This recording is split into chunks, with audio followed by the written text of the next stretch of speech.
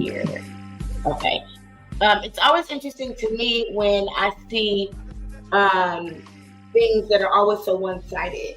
And then I have to be like, well, what's really happening? What's really going on? And Obsidian said it's given voluntary victim. Yeah, I mean, it's given you thought you had a trick when you really ran into a pimp. And I said that. I actually commented on that video. Voluntary victim. Riddle me that.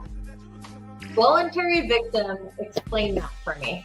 Well, because she was putting herself in these situations, and now she wants to go back and act like she didn't know what was going on. But did she? Yeah, she thought she had a sugar daddy. But did she? Yeah. Now, we're not saying the man doesn't deserve to be held accountable for where he abused her. Nobody's saying that. But the document makes it look like it was all him pursuing her. She had no idea. Oh, it was non-consensual. No. She didn't want nothing to do with it. At some point, someone fucking told her.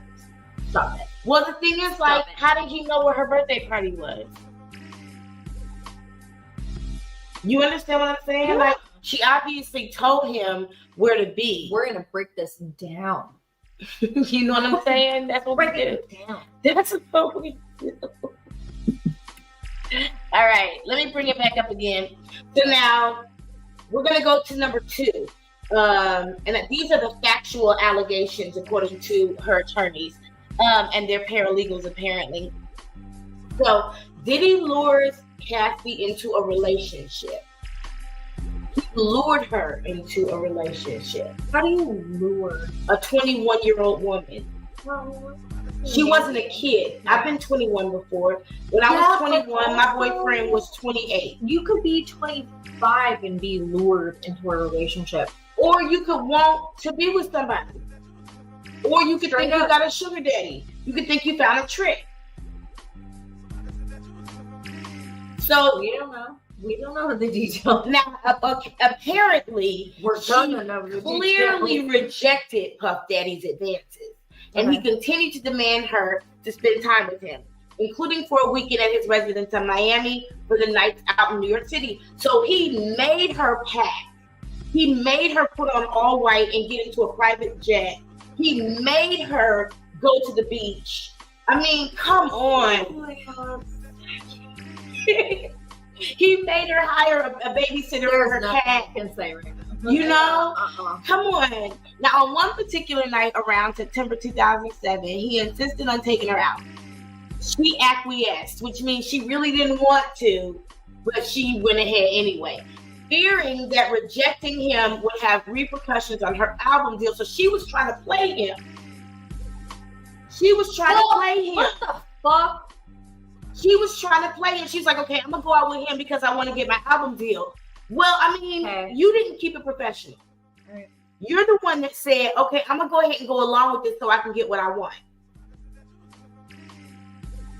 Don't you hate the player, hate the game.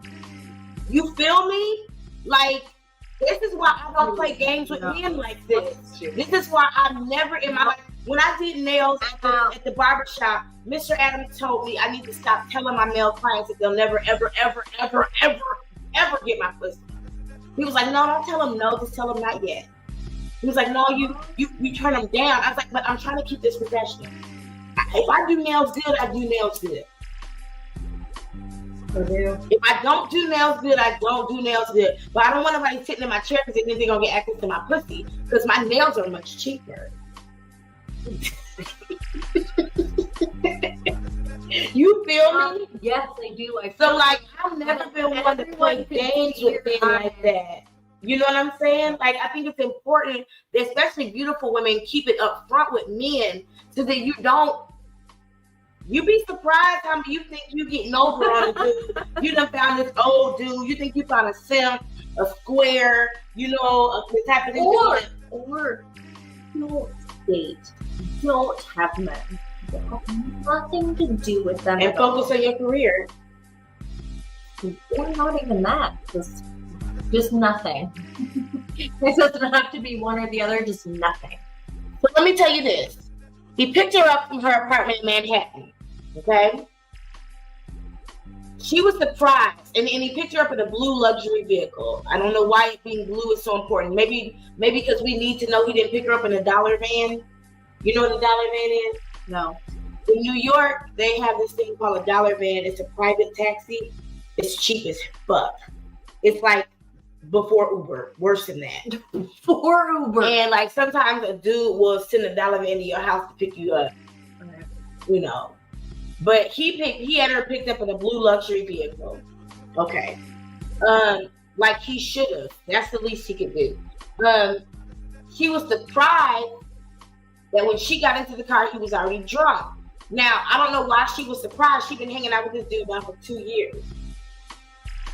She don't know he's a drunk. I've seen enough videos of P. Diddy to know he's a drunk. He stay drunk. Even 2 years. He's always drunk. P. Diddy is constantly inebriated. Come on. So she was surprised to find out because she's never inebriated. She don't do no drugs and she's not a prostitute. She's a virgin, as a matter of fact. Oh, her boyfriend, he's a eunuch. Keep reading. Now I'm fucking in it. He handed her a pill and told her to take it because this is the Matrix. Yeah. Take it. And she said, she asked him what it was. He dismissed her. You'll like it. She learned later that it was ecstasy. Now, somebody offered me ecstasy once before, and I looked at it. It was a blue pill with an E on it. I've never done it. I didn't do it. I wasn't interested in it. I still got what I wanted that night, too, but I haven't do it. You're gonna rob it from the next day. Probably wouldn't even have remembered it if I had done the ecstasy. I don't know how ecstasy affects you, but I mean, it had an E on it. It had an E on it. An E on it? And she didn't know what it was. I mean, y'all know. What's your first guess? Ecstasy. I've never just like. It's not ibuprofen. In my life have I done ecstasy? I've never done it either. But when I was offered it, they were like, "Just take a half." No. And I was like, "No, I'm good. I don't smoke weed." Mr. TC told me better than that. I don't smoke weed. Listen, it had an E on it, and she said she didn't know what it was. She later found out it was ecstasy, something she never tried before and did not want to try. But did she like it? I don't know. I don't know. She said this is the first time he got her high. She didn't say that was the first time she got high. She said that was the first time he got her high. Okay, all right. Because when she went to Las Vegas and then went to the club, she didn't smoke weed. She didn't do any kind of drugs. She didn't do anything. How do you know? Well, I mean, she's an angel. Mr. Combs then proceeded to drive recklessly. Oh wait, he picked her up. He drove. That's interesting. He drove recklessly at very high speeds down the West Side Highway of Manhattan. She was very scared and did not dare to object to him. He appeared drunk, high, and agitated, so he was belligerent. One of those drunk. He took her to an upscale lounge in downtown Manhattan, where he proceeded to get into an altercation with security who wouldn't let him in because he was belligerent. She decided to go home. Now, at no point in time did she say, "I'm being kidnapped. Somebody call the police. I don't want to be here. He's driving crazy. He's drunk. He made me take ecstasy. Somebody please get me out of this situation. He forced me to kiss him a couple weeks ago at a hotel, and then I still decided to go out with him tonight. After he forced me to kiss him in the hotel, I still voluntarily got into his vehicle tonight. And then when I got in, he was drunk and he made me take a pill that had an E on it, but I couldn't guess what it was. But now I feel really high, and he's been driving crazy all the way." She didn't tell nobody. She's not going to. She's not going to. She's not going to tell anyone. She's just going to go about her business. Because there was nothing in it for her yet. She was still working on getting her album done. No, that even if she was just scared. Like, all of a sudden, where was she going to go? I don't What know. was she going to do? I'll be honest with you. He was in Manhattan. She lived in Manhattan. Manhattan ain't that big. She wasn't that far from You're home. assuming she had money. Well, she lived in Manhattan. But I know, that's why I'm saying we're assuming she had money. But she could have gotten out of that. Right. When she got to the club, she didn't say, somebody call the police. He made me take something. I don't know what it was. I need my stomach pumped or something. I'm just going to tell you. She just went along for the ride. After he forced her to kiss him in a hotel a couple weeks before that. And the police was not a good answer. Well, she said before that her whole motive was to get her album done. That's her whole motive? That's what she said. Fuck you. What she said. She said, you. let me see. Let me show. I mean, she said it. She said, Seriously? I don't know, it's right here. This is why people don't fight for you, you little word. I'm telling you, this is why we're breaking this document down. This is why we're doing this. Hold on, let me find it. Because I'm getting mad. Well, I mean, you should be a little upset because to a certain degree, she got herself in this situation. That's why he said voluntary victim. That's why he said voluntary victim. Because she thought she was playing a player. And before you know it, she fucking BBCs. Multiple BBCs. In the same night. Where was it when she said... Hold on.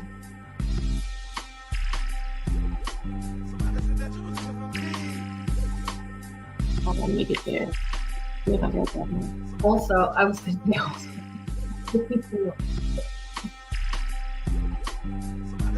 Here it is. Here it is. It says number 40. On one particular night around September 2007, Mr. Combs insisted on taking Miss Ventura out. She acquiesced, fearing rejection would have repercussions on her album deal. She didn't say she acquiesced because she was scared of him. She wanted to get her side of the thing done. She allowed things to happen. When they got to the club, she did not say, "Hey, somebody help me." That's what I'm saying. She was along for the ride for a certain bit of it. And she got in over her head. And she's kept this stuff a secret for 10 years.